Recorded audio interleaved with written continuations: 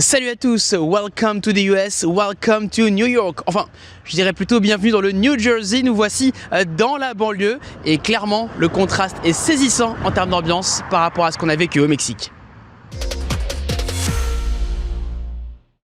Ici, dans la petite bourgade d'East Orange, pas de maillot, pas de drapeau. C'est très tranquillement qu'on a vécu le premier match des États-Unis dans sa Coupe du Monde. Et les États-Unis n'ont fait qu'une bouchée de faibles Paraguayens. Victoire 4-1 avec notamment un doublé de Folarin Balogun, l'attaquant de l'AS Monaco, et un bijou de Giovanni Reyna en toute fin de match, un extérieur du pied sublime pour conclure la fête du côté de Los Angeles.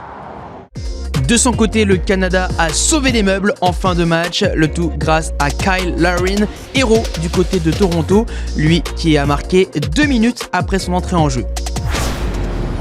Suite de notre balade dans le New Jersey, nous voici maintenant à East Rutherford. C'est là où va se dérouler la finale de la Coupe du Monde. Mais avant ça, le match entre le Brésil et le Maroc. Et l'histoire du jour, c'est celle de Mohamed Wahabi, le nouveau sélectionneur des Lions de l'Atlas. À 47 ans, il a pris la succession de Walid Regragui en mars dernier, quelques semaines avant la compétition majeure, comme son prédécesseur. Mais grosse différence, c'est que lui se montre beaucoup moins clivant, tranchant dans ses déclarations. À l'inverse, c'est plutôt un homme consensuel que l'on a pu rencontrer en cette veille de match, et il évoque même les ondes positives autour de sa sélection. On est rentré dans une autre dimension, on est beaucoup plus respecté. Moi j'aime ça, moi j'aime bien qu'on soit respecté, j'aime vraiment ça, donc moi ça ne me pose pas de problème. Mais le but maintenant c'est d'assumer et que ça dure.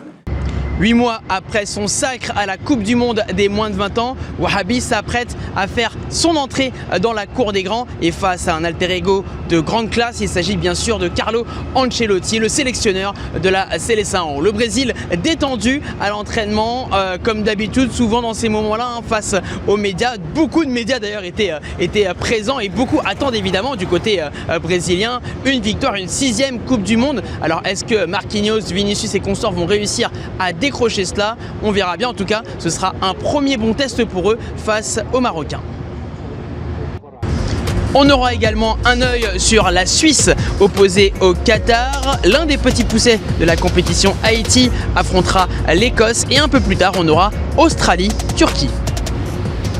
Et pendant qu'on s'attelle au dernier préparatif ici à East Rutherford, n'hésitez pas à nous laisser vos pronostics, vos impressions, vos commentaires sur les réseaux sociaux de TV5 Monde.